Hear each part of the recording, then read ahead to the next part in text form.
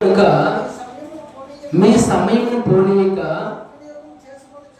సద్వినియోగం చేసుకునొచ్చు అజ్ఞానుల వల్ల కాక జ్ఞానుల వల్ల నడుచుకునండి. ఈ ఎఫెసీ సంఘం పౌలు సెరలో ఉన్నప్పుడు రాశాడు 4 పత్రికలు. దినములాట చెడ్డవే, ఏ దినానికి ఏం జరుగుతుందో, ఏ సమయానికి ఏది జరుగుతుందో ఇక్కడ నేను కానీ ఎవరు కూడా చెప్పలేరు. అందుకే జ్ఞానుల వల్లే బతకాలి కానీ అజ్ఞానుల వల్లే బతకూడదు.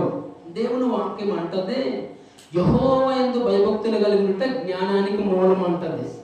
దేవుని వాక్యం అంటది, యాకోబు 1:5 చదవద్దు కానీ మీలో ఎవరికైనా జ్ఞానము కుదువుగా ఉంటే నన్ను అడగవలని అంటాడు.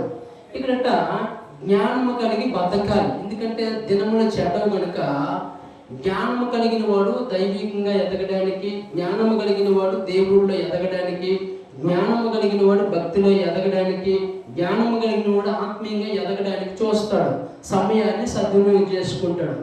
ఈ అజ్ఞాని అనే వ్యక్తి అంటే ఏం చేస్తాడంటే సమయాన్ని వృధా చేసుకుంటూ, సమయాన్ని పోగొట్టుకుంటూ, సమయాన్ని ఏంటంటే లోకంలోన, పాపంలోన, వ్యసనంలోన, లోకంలో చెడ్డ పనుల్లో బతుకుతుంటాడు.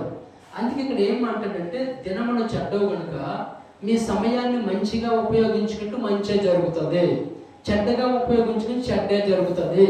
పరిశుద్ధంగా ఉపయోగించుకుంటే పరిశుద్ధంగా ఉంటావు, పాపముగా ఉపయోగించుకుంటే పాపముగా ఉంటావు.